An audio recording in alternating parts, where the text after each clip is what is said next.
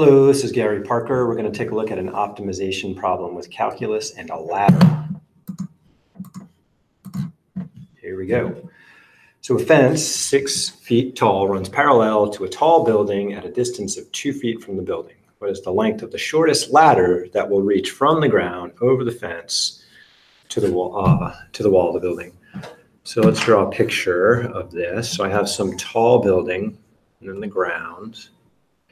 Then there's going to be a fence, and the fence is 2 feet from the building. So maybe that's going to be about right there, and the fence is 6 feet tall. So 1, 2, 3, 4, 5, 6-ish. So there's my fence. And then I want to put a ladder that's going to run just over the top of that. And that ladder has to extend all the way up and touch the building. Now, if there's going to be some optimal length, so if I pull that ladder way out, it's going to have to reach farther to get to the building. If I push the ladder way in, it's going to have to be a lot taller to hit the building. So there's many different ladder lengths that's going to work here where we just meet the top of the fence. So we want to figure out what's the shortest one we can get away with. So information that's important here. Well, let's see that the ladder is, the fence is 6 feet tall. That's important. And that this distance right there occurs 2 feet from the building. And then otherwise, I think here it's going to make sense to let this total length here be X for the base and the total height here be Y. And then I want to know about the length of the ladder. So first equation that comes to mind relating the things that are going to change here, x, y, and L, is the Pythagorean theorem. So x squared plus y squared equals L squared. And that's great, but that's too many variables. So I need to find another relationship that's going to get rid of that. Well, I have two right triangles here, right? I've got this big right triangle and I've got this small right triangle over there. So related to the right triangles, let's compare. Let's see, x and y are going to be the easiest things to compare, given that I have a 2 down here and a 6 vertically. So I'm going to compare the height of each triangle because they're proportional to the base of each triangle. So on the big one, the height is y and the base is x. That's nice and easy. On the smaller one, the distance from here to here is the base, and so that would be x minus 2. And the height there is 6. So on the small one, I get 6 over x minus 2. And this is wonderful because now I can solve for y. So y is going to equal 6x over x minus 2. And then I can substitute out that y there and then get an equation in just 2 variables. So now I know that the length squared is equal to x squared plus substitution 6x over x minus 2 squared. Wonderful.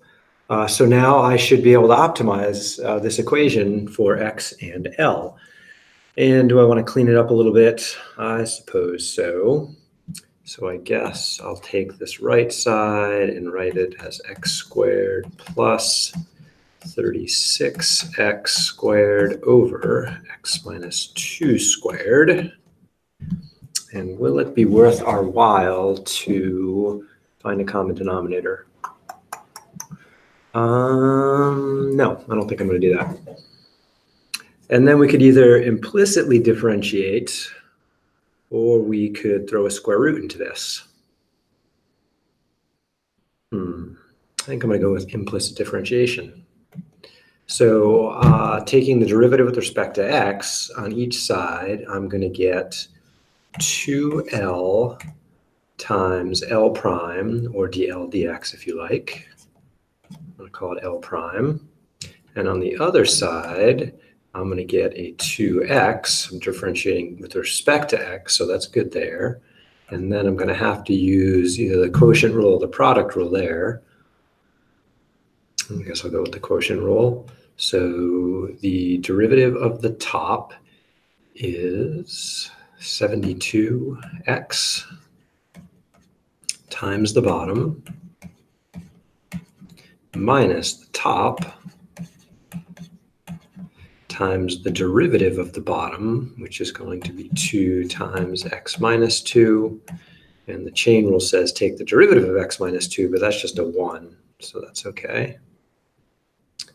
All right, all in this part, because I used the quotient rule, is over the square of the denominator. So that would be x minus 2 raised to the 4th power. Okay. So ultimately, I'm going to solve for L prime, but I'm going to wait to do that till I clean this stuff up here. Eek. All right, let's copy that to a new screen so we have more room.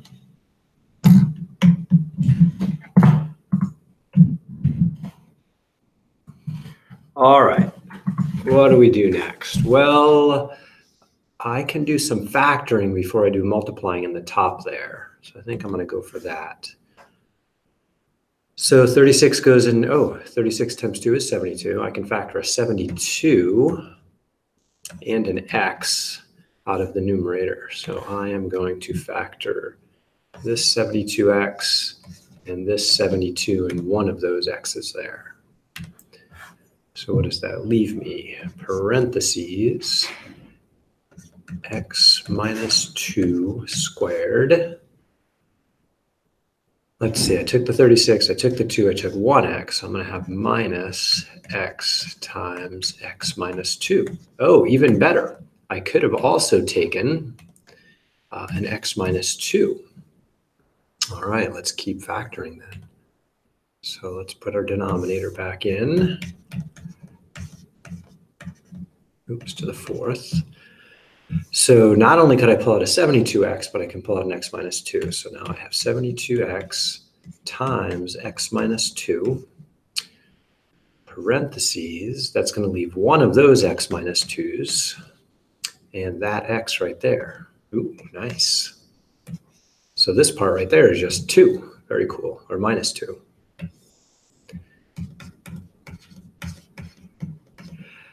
Since I've separated out a product in the numerator, I can factor one of these x minus 2's can cancel with one of those down in the bottom. That's kind of nice. All right. So where are we at? These x's divide out, or sorry, subtract out. X minus x, leaving a negative 2 times 72. So we're going to have a negative 144x. That's this, this, and that.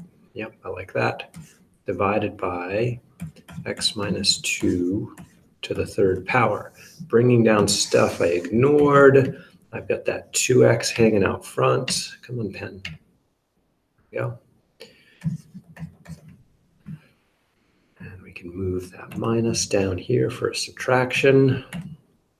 And on the other side, we have twice L times L prime. So we're going to have to divide by that. All right, what does twice L look like? Let's see, where's the previous slide? Right there. L squared is equal to this. So L would be the square root of that. So I'm going to have to divide by the square root of that. Okay. So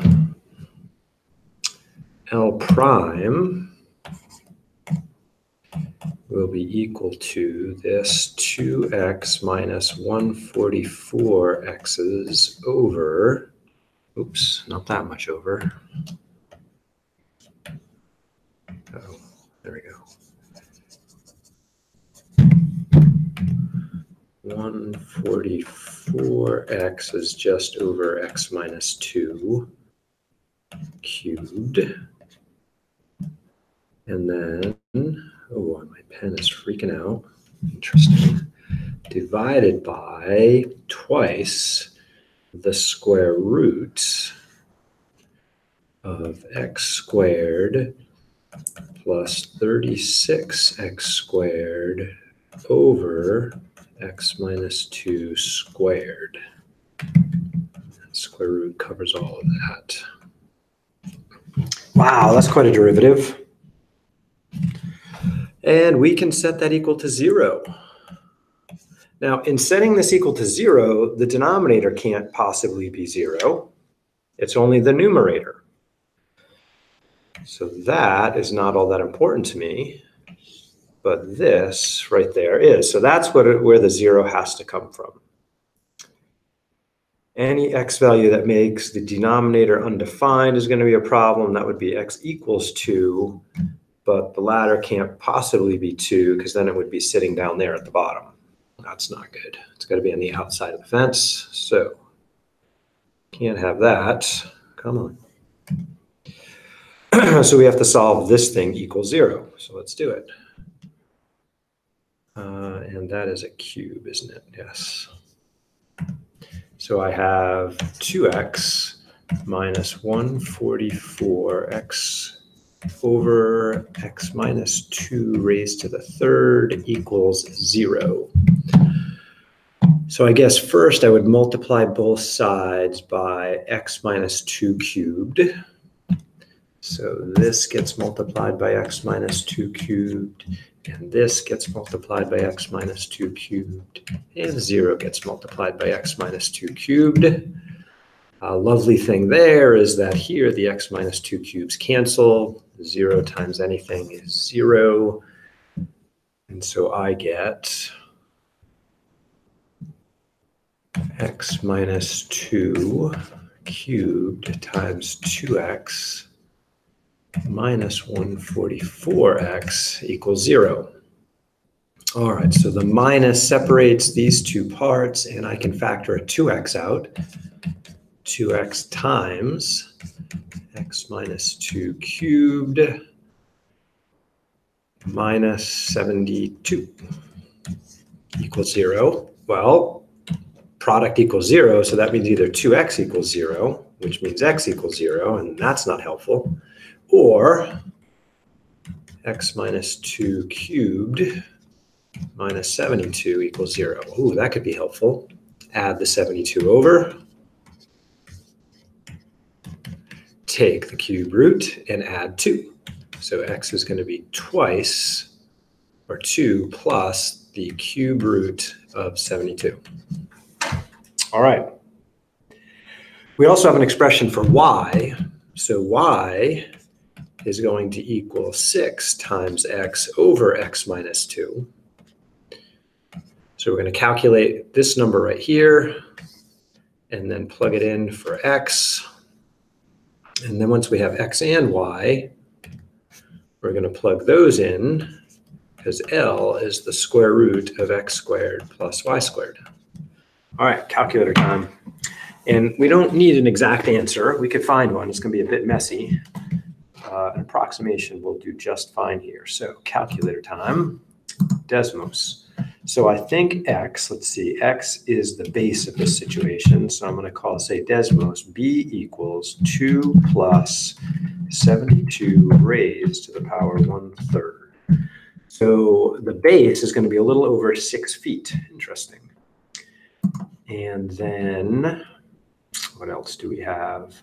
Y, well, let's call it h for height, is going to be a fraction. In the top, we're going to have 6 times the base. And in the bottom, we're going to have the base minus 2. So that's going to be about almost 9 feet up the wall. And so the length of the ladder, call that L, is going to be the square root of the base squared plus the height squared. There we go.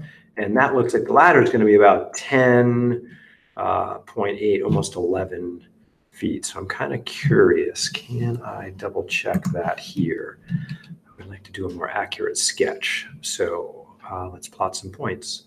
I'm going to want the point 2, 0 is where the base of the ladder sits. And then the top, not the ladder, the fence. The top of the fence is going to be at 2, 6. Okay, so that's right there. The foot of the ladder is going to be at b, comma 0. so over there. And then the ladder is going to stretch up and hit the top at h, right? So that's going to be 0, h. Those points should line up. So we can make a line through those points just to make sure that they line up. So let's see, what would that line look like? That line would have a slope of negative b over h, right? And then the y-intercept is h. So I should be able to go y equals negative b over h times x plus h. Ooh, I messed that up. Oh, it's negative h over b. Yeah. Change in y over change in x. I knew that. Ooh, look at that. Those 3 points do line up.